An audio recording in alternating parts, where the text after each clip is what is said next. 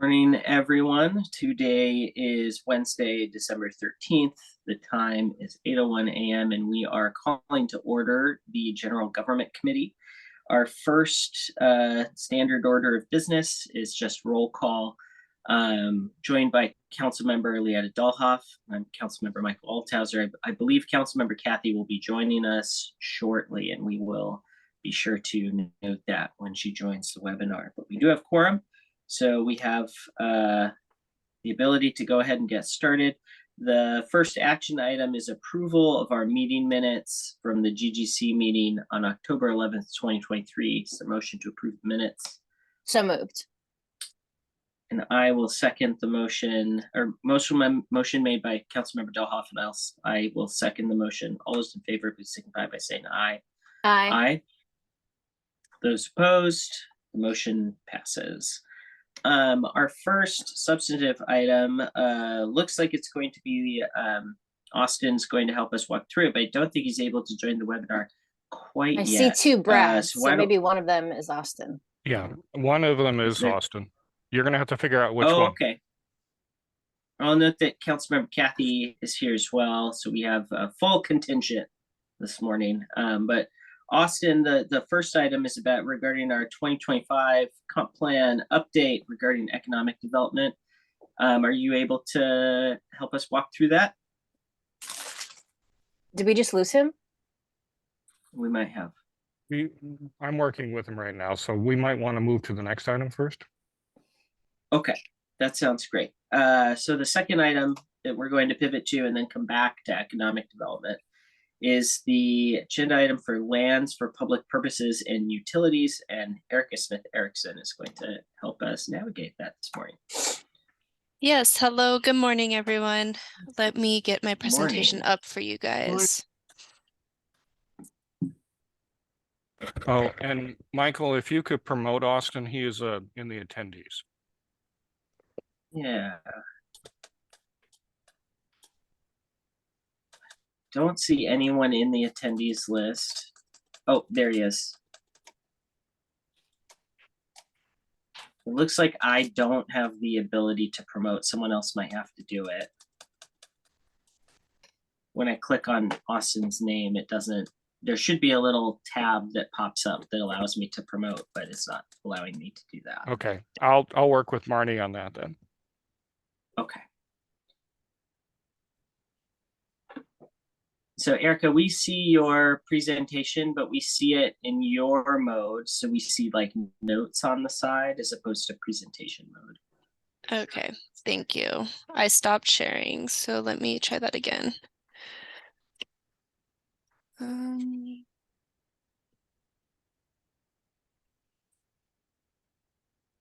Which is fine, but in presentation mode, the text is a little bigger. It's a little easier for my aged eyes to read. Oh, stop it, Michael. Okay, all right. There we go. All right, so everything's good to go. You guys can see the presentation mode? Golden. Yes.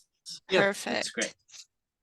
Alrighty, so this morning I am going to be presenting two elements of the comprehensive plan update for you guys. We're going to be talking about lands for public purposes and the utilities for the 2025 comprehensive plan update.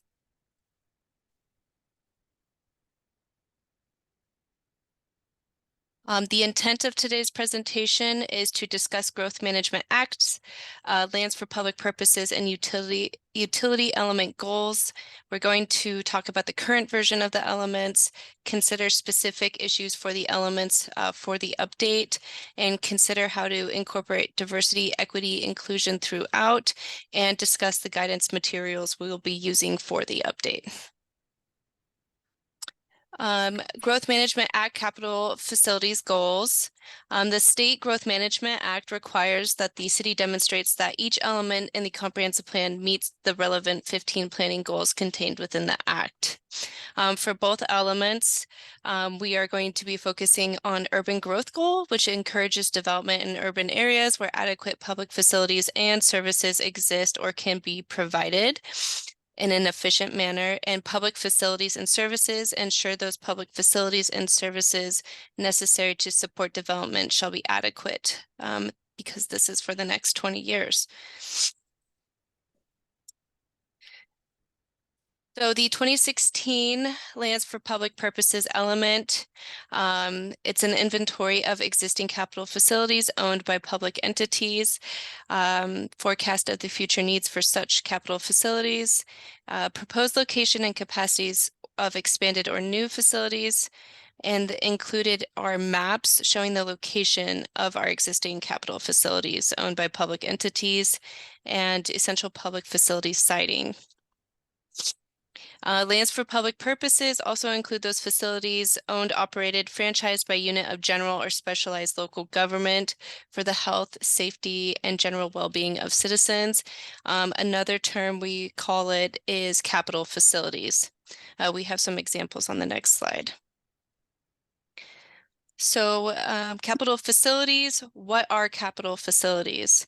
We have the transportation system, which is intercity transit, roads, streets, pedestrian, and a bicycle system. Solid waste management, which is landfill siting and hazardous waste. Sewage, which is sanitary sewer system.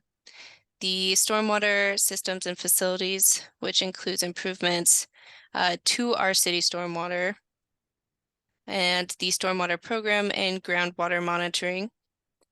We have our water system and facilities, so water service, supply sources, and system. We also have the comprehensive water system plan and the wellhead protection plan, which are incorporated by reference. We have parks, recreation, and open space. We have the fire protection and emergency services, which is the Tumwater Fire Department. We have the Tumwater Police.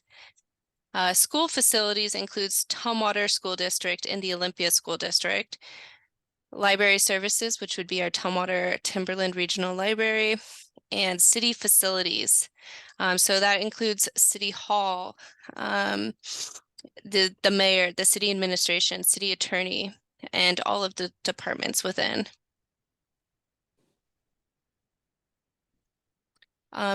Included in that element are maps of the capital facilities. So again, that's showing our sanitary sewer system, our stormwater system and facilities, our water system facilities, school, library, and city facilities. So along with the capital facilities, the lands for public purposes element includes essential public facilities. So there's capital facilities, and then we have our essential public facilities. Essential public facilities are those facilities that are typically difficult to cite, such as airports, state education facilities, transportation facilities, correctional facilities, solid waste handling facilities, and inpatient facilities, including mental health facilities. Each city and county shall establish a process or amend its existing process for identifying public facilities and to provide siting of those facilities. So this is showing a list of potential public facilities. The next slide is currently how our code is written for essential public facility siting. So we have the uses and then the zoning on that chart. We need to identify and cite the expansion of essential public facilities. A process was created by Thurston Regional Planning Council to provide guidance for the implementation of the countywide planning policy, which recommends a regional process for the siting of essential facilities to be developed. Tumwater Municipal Code 1856-140 shall be used for siting essential public facilities. Tumwater Municipal Code 1856-140 identifies requirements, minimum conditions, and standards for the siting of these facilities.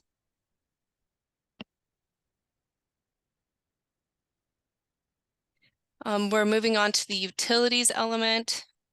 The 2016 utilities element discusses general location, proposed location, and capacity of all existing and proposed private utilities. So that includes gas, electricity, communications, utility pipelines, cable, cellular, and broadband internet.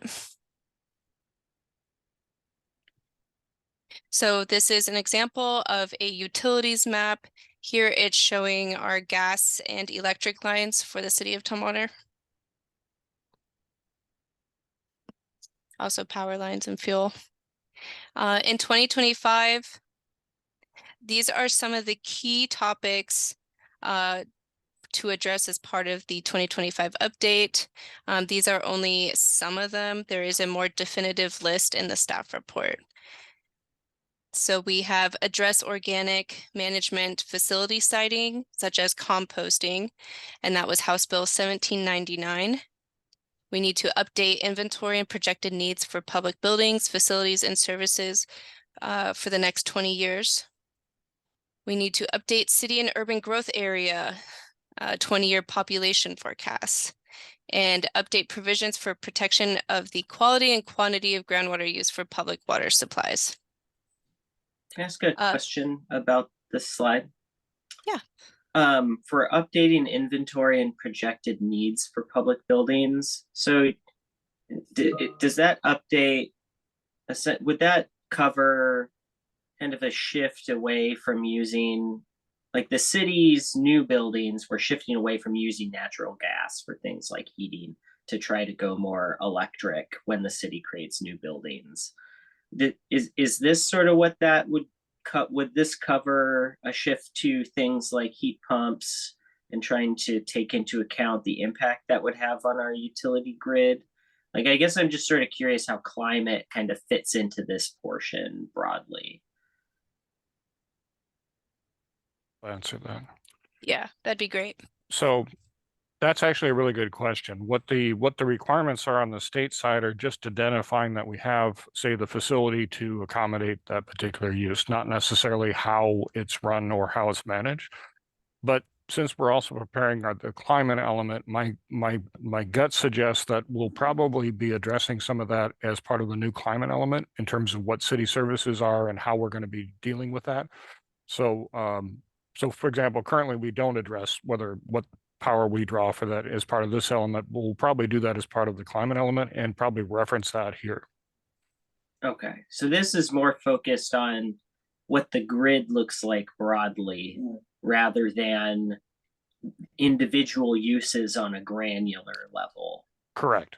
This is just making sure that we have particular uses, whether they're public or private. Are there adequate services to support those? Okay. But if we are shifting significantly to electric in a few sectors, like let's say hypothetically the Inflation Reduction Act from the feds is wildly successful, and we have a ton of people that are ditching natural gas for heat pumps because of those incentives. Mm-hmm. We would need to take that into account because that grid would demand more electricity and less gas, correct? Correct. We would probably reference things that are happening on the state and federal level as part of this, as part of our planning. And then if we're able to get information from the private utilities and how they're addressing those, we'll probably incorporate those. Okay. And would this also look at the source of those things like electricity? Like we have, we pay PSE more money to get cleaner power for the city. So would this also build in goals along those lines of, if we have increased electricity, that we want to try to make sure it comes from greener sources and not like coal burning in Montana or something? I think we can do that. And what I'm not clear on is that we currently do that right now in our policies. So it wouldn't surprise me if we have done that, because we've been doing that program for a while now, and I know we had laid some of the groundwork of probably at the time of the last update. So I wouldn't be surprised if we addressed that already on the policy level. Okay, thank you. Michael, can I add to that? Yeah. One of my questions for Brad and Erica is, I sent a message to Dan Smith and Alyssa a while ago regarding net zero energy buildings, right? And so I'm wondering if this is the way where we can push, right? So all the elements Michael talked about, yes, I'm hoping we can go one step further and have it like Seattle City Council just passed it like this week about net zero. So like pushing even farther, however we get it done, but the ultimate goal is have net zero buildings in Tumwater. Yeah, I think that's probably a reasonable thing to include. The other thing, I mean, there are a number of other programs that are out there that we're definitely requiring on the public side. Again, I think we need to be a little cautious because one of the big issues, obviously, we have multiple goals with climate and so forth, but also have the affordable housing goals. So before I get excited and commit us on one direction, I think we need to do a little analysis to see how that plays out and how we can try to do as much as we can for all those things, but without hurting one more than the other. That would be one thing I agree with that is with all these emerging technologies and the verbiage changing and right and the sources being updated and modified and new concerns arising. I would love space to do some pilots, whether that's with a business or a state agency or an owner of a building, like to pilot these and see as well. So to allow for trying out new things would help as well. Yeah, and I think we can definitely have the policy language to support that, to give us the flexibility, because again, you know, this is a 20-year plan. We've got a 10-year update. I wouldn't be surprised if we have stuff that comes up that we never anticipated. And I want to make sure we allow for that, but I think we can do that.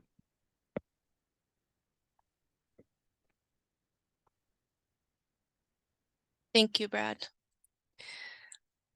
As part of the 2025 update for the lands for public purposes element, we are also going to look for allowing expansion of the area in the city that would allow for essential public facilities such as inpatient facilities as part of the Planning Commission's 2022 Comprehensive Plan Amendment Cycle recommendations.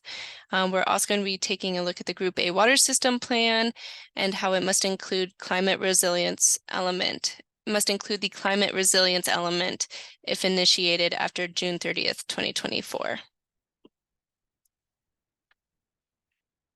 For the utilities element update, we are going to include all electric, telecommunication, natural gas systems and make a good faith effort to gather information from them as part of House Bill 1181. Update general location, proposed location, and capacity of all existing and proposed utilities. Update our wireless telecommunications facilities information as needed. Update the general location, proposed location, and capacity of all existing and proposed utilities.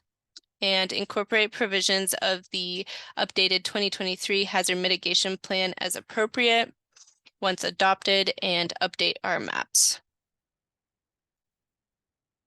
New requirements. So as part of the 2025 update, part of the legislative cycle for 2023, we have House Bill 1181, which includes special consideration for environmental justice and goals and policies.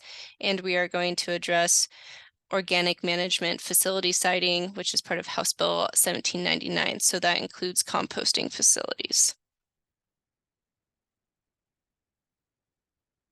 Currently, the way that the lands for public purposes element is structured is shown. I wasn't going to create a slideshow with every single chapter and do that for you guys over a slideshow. So I just took a screenshot, but this shows how the element is laid out with the introduction, the capital facilities inventory, the table of contents, the list of tables, list of figures, and list of maps. And this is the current structure of the utilities element. So an introduction talks about natural gas, electricity, natural gas and fuel pipelines, telecommunications, meeting future demands, list of tables, and a table of figures. I thought you were going to have cute little drawings with each one of these.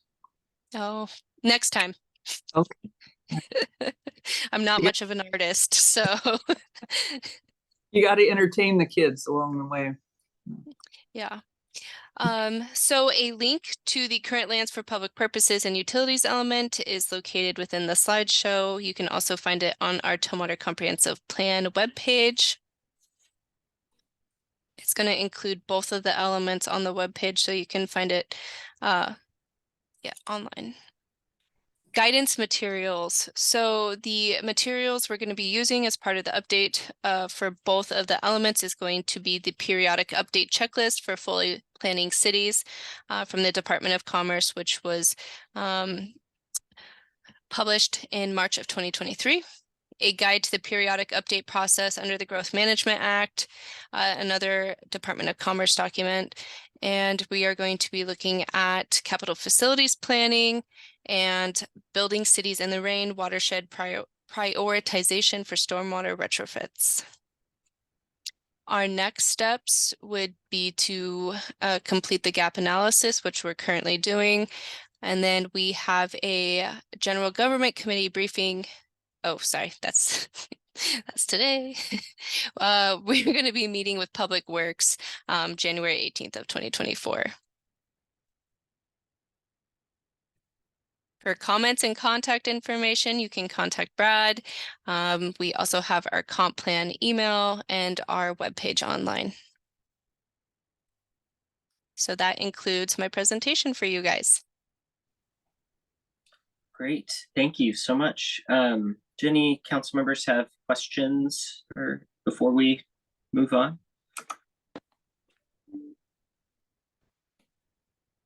I think you No? can take us off Okay. presentation mode just to see if there's any hands raised. No, Yeah. that's a great start. So I look forward to ongoing discussions. Thank you. Alrighty, sounds good. Well, with that, let's jump into the next item, which is going over our economic development update for the comp plan. Austin, I think you're going to help us walk through that one. Yeah, good morning. Thank you. Sorry for the Good morning. technical difficulties earlier. All I'm good. gonna go ahead and share my screen. I also do not have any drawings, unfortunately, but I have a few slides. So It's hard to draw economic development. yeah, stick figures and cows are pretty much what I'm limited to, and those just don't always fit. Let me pull this up. Okay. So I just have a few slides just to walk us through this.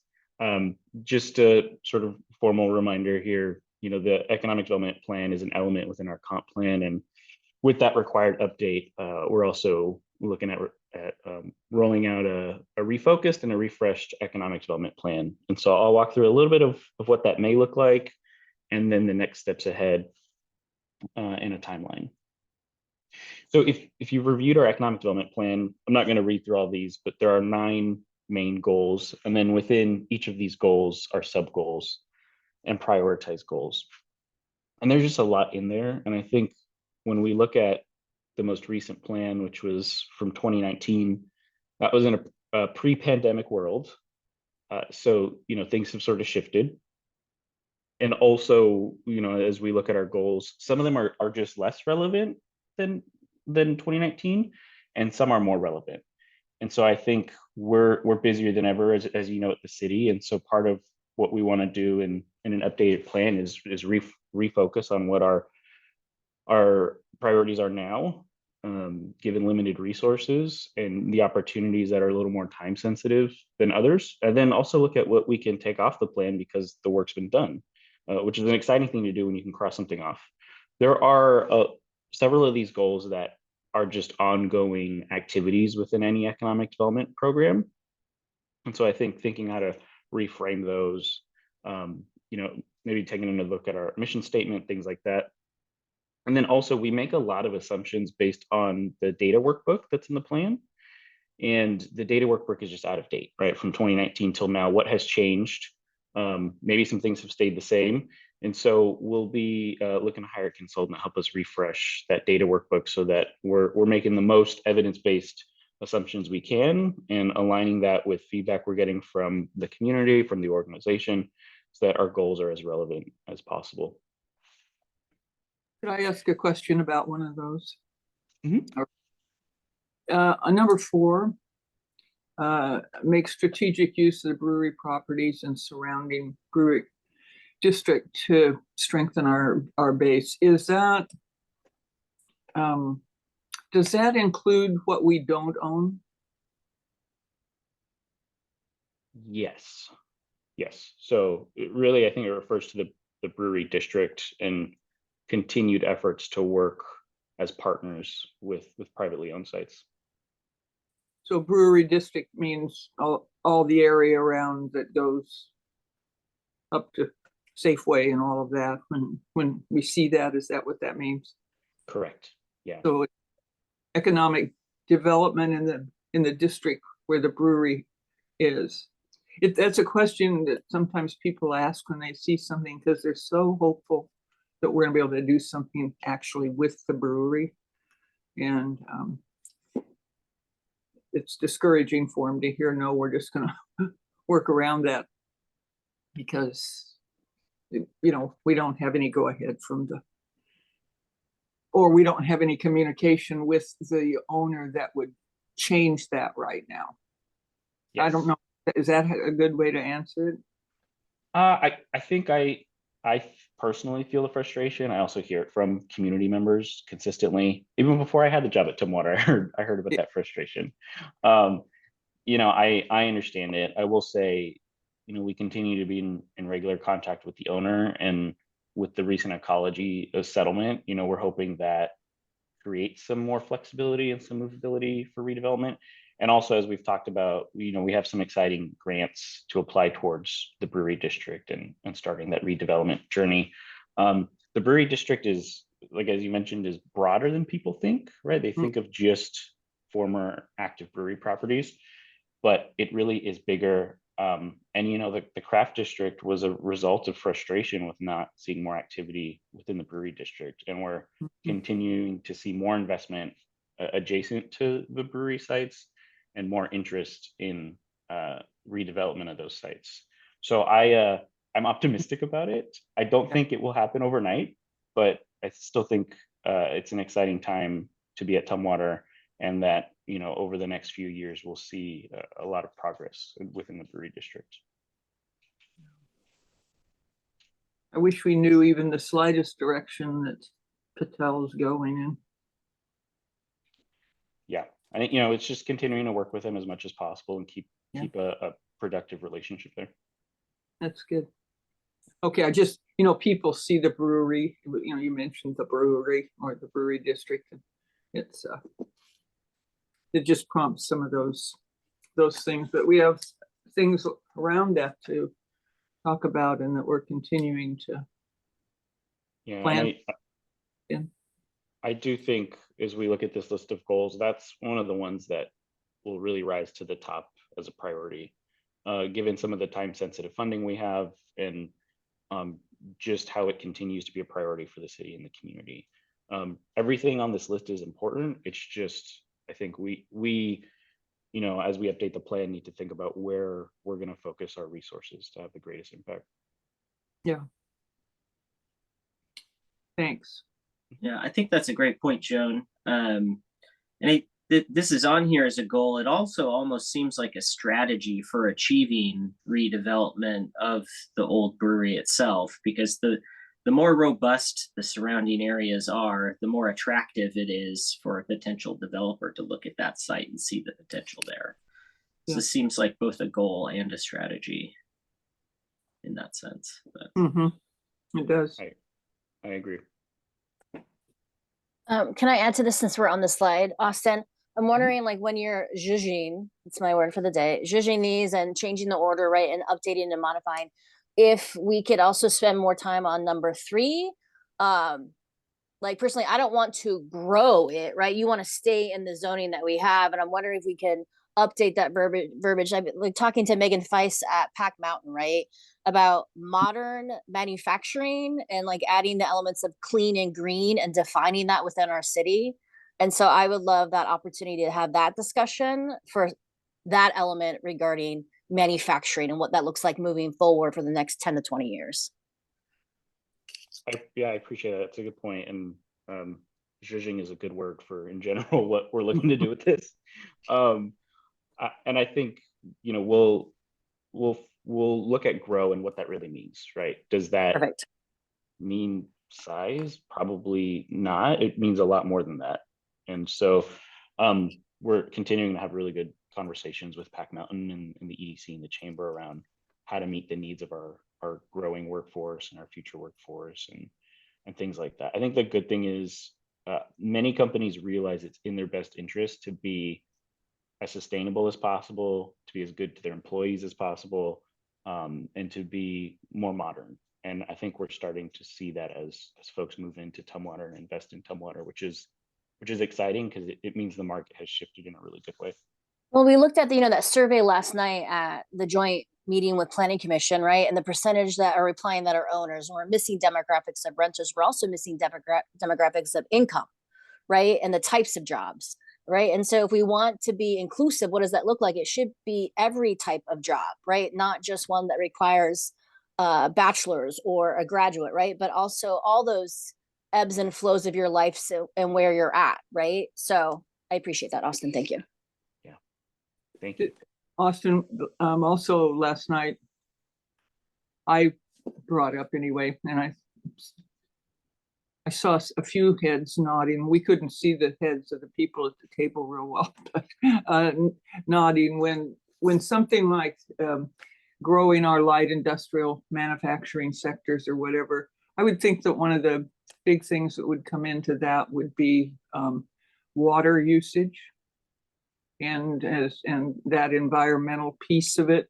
Do we write stuff like that in, or is it somewhere else in the plan? Because water is gonna, groundwater and so forth, is gonna continue to be a big deal in all developments and housing and everything. So. Yeah, I don't, I would, if Dan was on, I'd ask him. I'm not sure where that would be included in water resources zone plans. I will say, Dan and I have pretty frequent conversations around anticipated development, prospective development, new users potentially. And also, that's often the first question a new business will have is simply, can we provide the resources they need? And if we can't, they simply won't choose to move here because a lot of times they need it. That's critical to their operation. And so it's something we keep top of mind. In my conversations with Dan, have not heard that, currently we can't meet the needs of existing or anticipated users, but it is one of those things that isn't static, right? We just have to constantly monitor and have that conversation. And I think that's also part of the public utilities element that there was on one of the slides that we went over, there was one bullet point that talked about planning for water resources in the future. So I think that might also be covered under some portions of the public utilities element, since that is a utility for both private and public users. I think that water usage needs to be everywhere we're going to do something like industrial or manufacturing or whatever, because the places where they're going to be able to do that, where there is a great amount of water usage, are simply not going to be able to be done in the near future. We're not talking 20 years. We're talking water usage and conservation and groundwater and stuff now. So that's why I wondered where we put anything like that, but it must be deeper in there. But I just think it needs to be one of the main front and center, in any kind of academic element as we look, like you're saying, at the environment we're going to do that in. For your information, we deal with that as part of our water plan, which is something the Water Resources has to update and basically be approved by the state, since we're a water provider.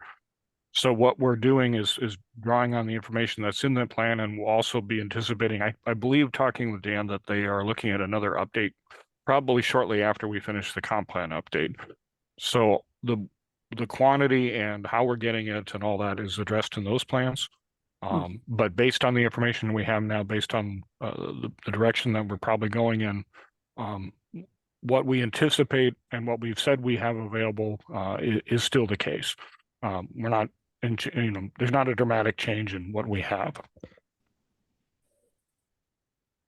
I'm just saying they will be in the length of this, these plans that we are making. What we have now today, we may or may not have, or we may have less than 5 years and not much in 10, or, just that, I think that just in planning and, the mix between environment and development, you read those right now. I do anyway, in the things that I'm looking at, how to use them, how to put them together, how to look ahead. So that's the only reason I was asking about that. Where does that come? But you're saying that matches up with the water. Yes, our current plans show that we have capacity out to the 20-year period based on the level of growth that we've anticipated. So we're not seeing anything dramatic changing with that. I think you're correct. The bigger issue, and this is an issue for all jurisdictions, is especially in Thurston, is just trying to figure out what happens after that 20 years. Because all the water rights are basically addressed, and it's up to us to figure out how we're going to manage that in the future. Yeah. And, I would just add as an element of our comp plan, it's important that the economic development plan, work in harmony with the rest of those chapters. And that's the intention. So, and just, we have to continue to grow to be able to provide services to the community. And I think we're always going to be trying to balance that with our environmental goals, with our public health goals. And that's just, part of the challenging nature of economic development and growth, but one that I think is important and inherent to it. That's why we hired you. We thought you were a great balancing act. I don't know. I've heard otherwise, but thank you. All right, I'm gonna hop to the timeline slide. This is a very oversimplified view of the timeline ahead and the work involved, as you've seen in the full attachment to the staff report. So, by spring, we're hoping to update our data workbook for the plan. And I think it'll be really interesting to see how that changes the assumptions we've made.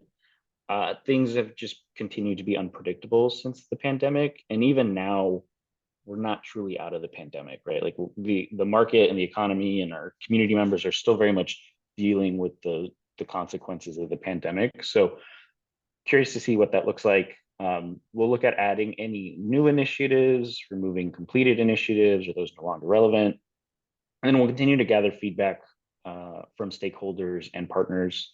I reference newer special consideration for environmental justice in our goals and strategies and actions. And I think the timing of that is pretty good, actually, because our EPA grant and our ecology grant are also calling for us to take that into consideration. And those will be, huge priorities for the upcoming plan and that brownfield redevelopment work. And so it's just good timing to tie all that together. And then phase 2 is winter 24. Winter, I think I've got a year wrong there because that doesn't. But we're looking at plan development and feedback gathered to start incorporating it into a draft plan. We'll continue to present that to Planning Commission and general government, as well as some external and internal stakeholders. I will say in my sort of day-to-day work, our partners out in the community are very interested in what a new plan looks like and helping support the development of that plan.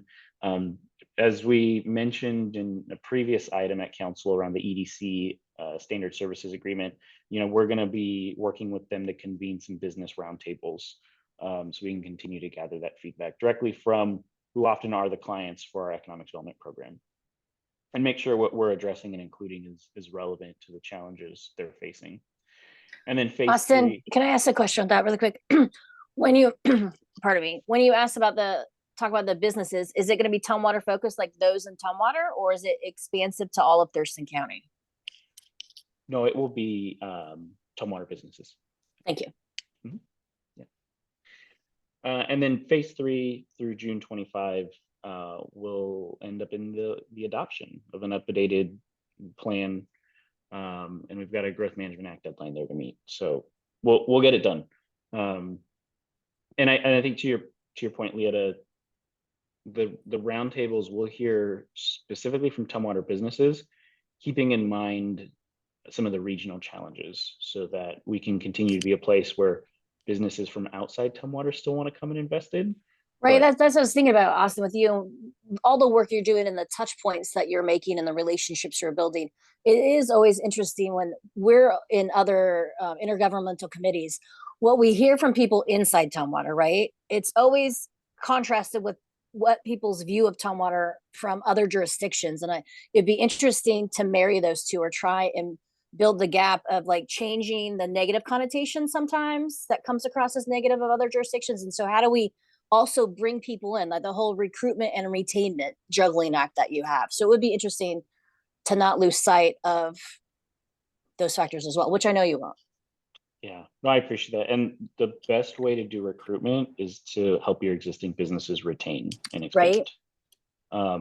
Oftentimes when a new business wants to come into Tumwater, they'll call existing businesses, right, and say, how's your experience been? What's it like? Do you plan on staying here long term? So they come hand in hand with each other. And we also want to be careful and thoughtful about recruiting new businesses to make sure that they're supporting our existing base and not disrupting it in an unhealthy way. Right. Thank you, Austin. Could I ask, it was something that I thought about last night and kind of tried to see where it was, and what we were talking about is where you have down there special consideration for environmental justice. When we're using words like justice and equity and all of the diversity things, what would that mean? What would, if someone just read that on there, what would be an example they might say of what is justice? I think I like to, whenever having this conversation, I like to just start with a sort of standard definition of it. And the one I've frequently gone to, both because of our grant and because I think it's a really good overarching one, is the EPA's sort of standard definition of environmental justice. And that's really the fair treatment and involvement of all people, regardless of income, regardless of where they come from, where they live, the trauma they may have experienced. And then using that treatment, that fair treatment and that meaningful involvement to develop policies, plans, regulations, and things like that. We hear the word trauma informed a lot, and that's often in the public health space. But I think when we're dealing with anything that impacts people, it's an important principle to keep in mind, because what we do can impact people in so many different ways, whether we intend to or not. So I think when I think of a specific example, when I think about brownfield redevelopment, having sort of town hall type meetings where we reach out to people, we do our best to do that, reach out to people who may not often go to those or who may have trouble going to those, and then tailoring our outreach so we meet them where they are and give them an opportunity to provide input. That's, when I think of it, that's what immediately comes to mind. There's a whole spectrum of what that may look like. And I think we as a society are still on that sort of journey to figuring out what that looks like every day, but that's a really important piece of the work, and owning previous mistakes, but learning from them and just being better where we can. So environmental justice is the environment for the people that are going to be impacted by what we do, not the lived environment. No, we're not, when we say, or is it both? I think it's maybe both. And I think part of it is, yes, the environment for the people, but also like intentionally creating that environment, if that makes sense. Because that historically, that space for people to engage has not always existed. And so doing our best to create that space for people. Not everyone will choose to engage in that space, but I think we need to make sure that there's at least an opportunity to do that and that people can. So is there in that element somewhere, and how we do that and invite the people in to be part of it, is there part of protection in environmental justice? Yes, I mean that's a big part of environmental justice as well, is And I'm assuming you mean protection of natural resources? Is that what Yes. you're? Mhm. Yes. Protection of the environment is, seems to me protection of it is justice. On, you know, honoring the, Yeah, you know, the sort of the definition I mentioned obviously is it's from the EPA, so it involves protecting the environment, but it's really a more human-centered approach to justice. And in a lot of ways is protecting people from environments that have historically been created that have adverse health effects.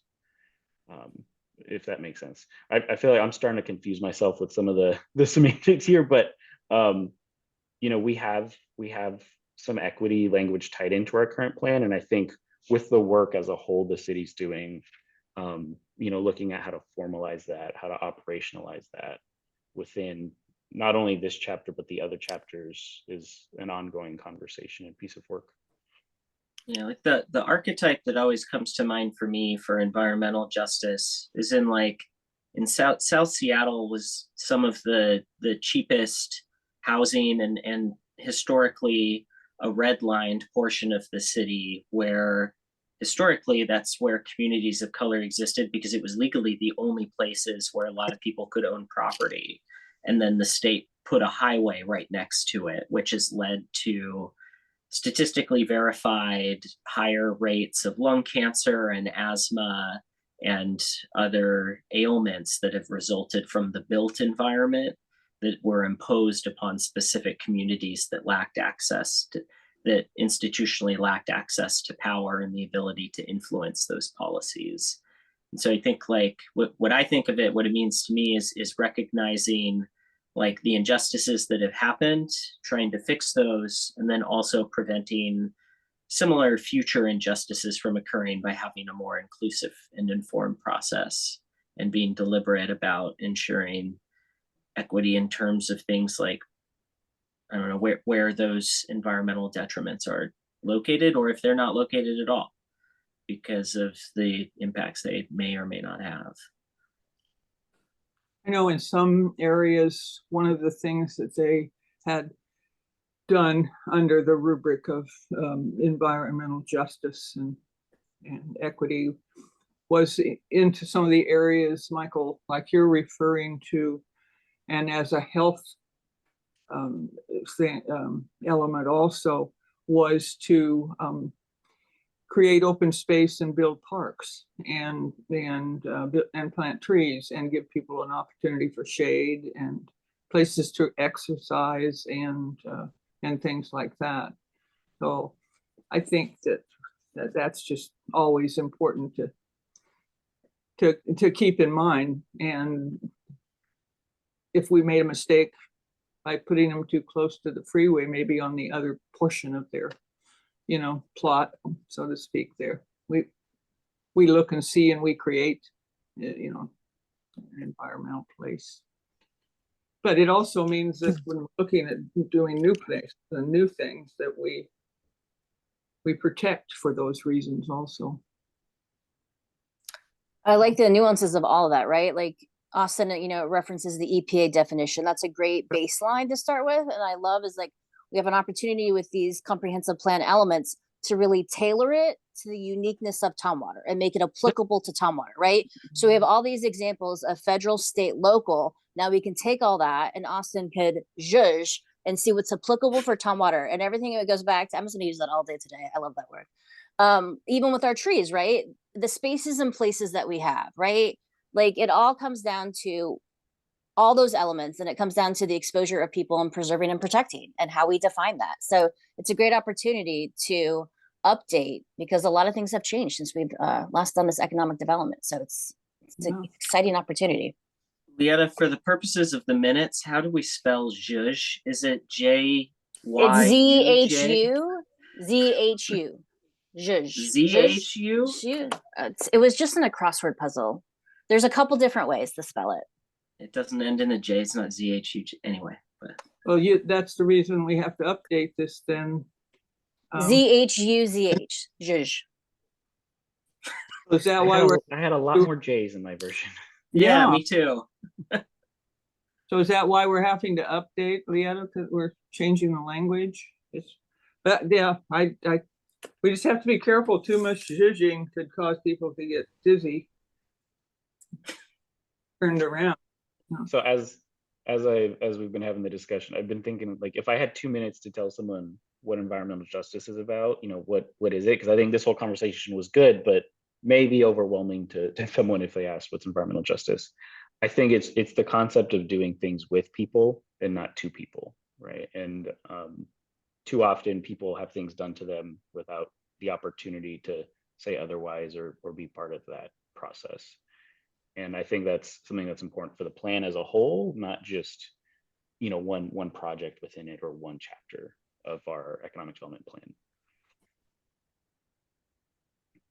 Well said. Any other questions from council members before we wrap things up here?